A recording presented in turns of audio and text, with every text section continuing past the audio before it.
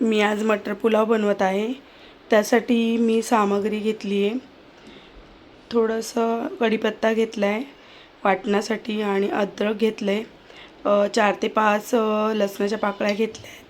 हिरवी मिरची घेतली. गरम मसाल्यामध्ये मोठी विलायची, छोटी विलायची, 4 लवंग, 2 काळी मिरी आणि एक हे आपलं काळं फूल असतं ना मसाल्यातलं, दगडफूल, ते घेतलं आहे थोडंसं. आणि फोडणीसाठी मी घेतलं आहे कांदा, टोमॅटो, 2 टोमॅटो, 2 कांदे आणि हळद आणि आपला घरगुती मसाला. आणि एक मटर पुलाव आहे म्हणून 1 वाटी मटर घेतलेत आणि 2 ते 2.5 वाटी तांदूळ घेतलेले आहे. तांदूळ धुवून घेतलेले आहेत, मटर पण धुवून घेतलेले आहेत. आणि आता मी पुढची प्रोसिजर करते आहे. इथे एक पॅन ठेवलेला आहे,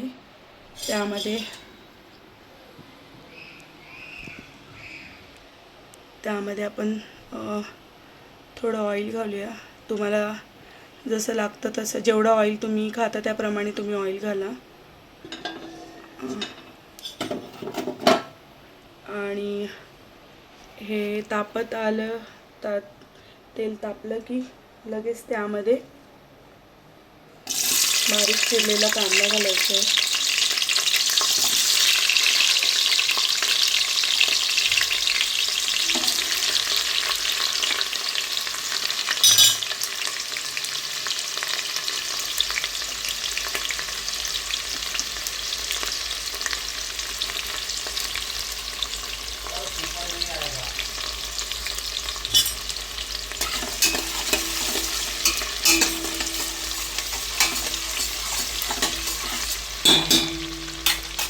आता जोपर्यंत कांदा थोडासा ब्राऊन कलर होतोय तोपर्यंत आपण जे हे वाटण आहे ते करून घेऊया. आता आपला कांदा थोडासा ब्राउनिश झालेला आहे. त्यामध्ये आपण कापून घेतलेले टोमॅटो टाकू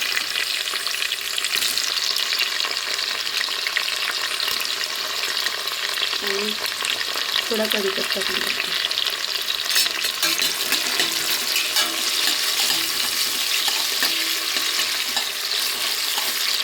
ते थोडंसं हलकंसं परतून झालं की आपलं वाटण हे रेडी केलेले आपण जे तुम्हाला मी दाखवलं होतं साईडचं, त्याचे ते वाटण करून घेतलेलं आहे.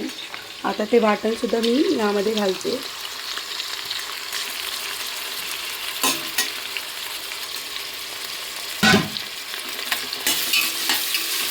ते चांगलं यामध्ये परतून घ्यायचं. टोमॅटो घातल्या लगेच घातलं तरी काही हरकत नाही आहे, कारण की हे जे वाटण ते कच्चं असतं ना, तर ते परतवता टोमॅटोसुद्धा चांगले स्मॅश होतात त्याच्यामध्ये.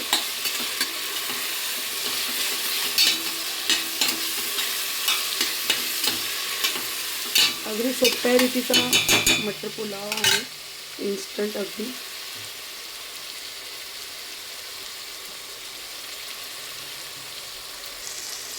आता हा टोमॅटो पण चांगला नरम झाला आहे. नरम झालेल्या टोमॅटोमध्ये आपले धुवून ठेवलेले मटर आहेत ते घालूया.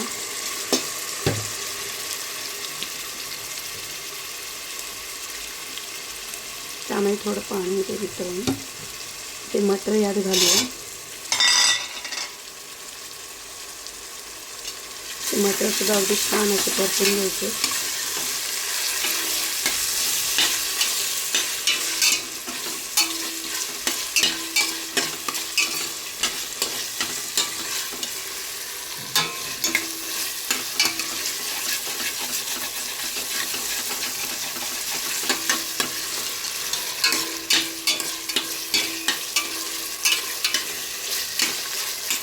मटर ह्याच्यात चांगले परतून झाले की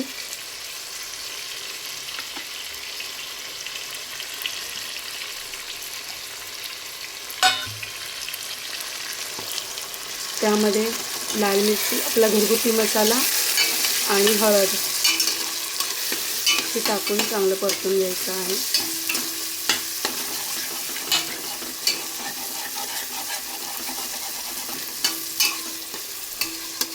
चांगलं हे मटर असं चांगलं परतून झालेलं आहे आपलं. चांगलं तेल सुटायला लागलं यामध्ये बघा.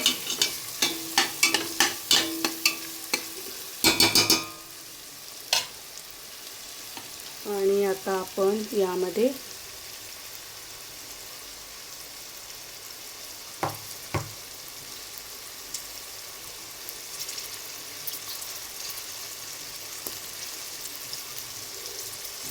हे धुतलेले जे तांदूळ आहेत ते यामध्ये घालून घेऊया.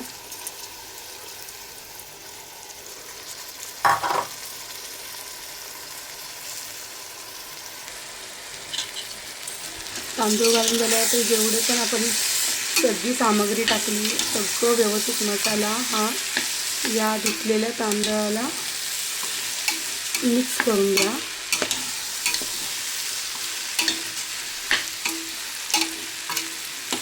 छान असं परतून घ्या.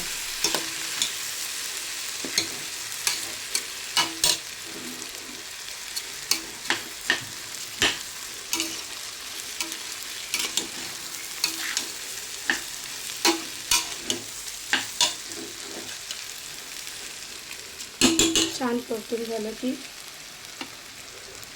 कोथिंबीर त्याच्यावर टाकायची आहे, परतवलेल्या सगळ्या मसाल्यांवर आणि त्या तांदळावर. आणि जे मसाल्याचं उरलेलं पाणी होतं ते मी यामध्ये ॲड करते.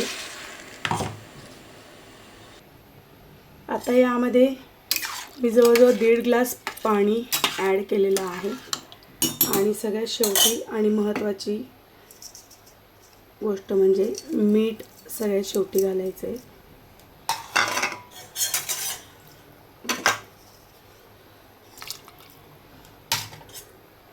चांगलं ढवळून घ्यायचं आहे.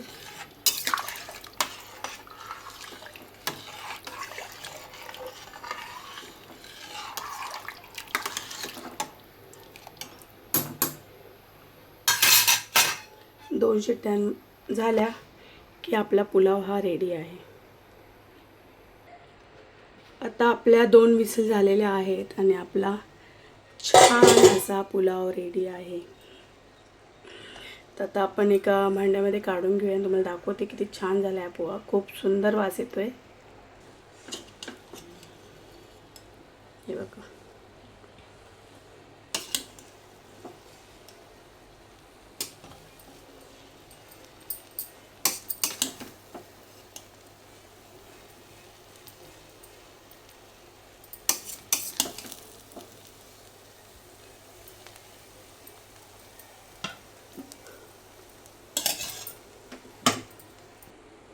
खूप छान असा आपला पुलाव रेडी आहे.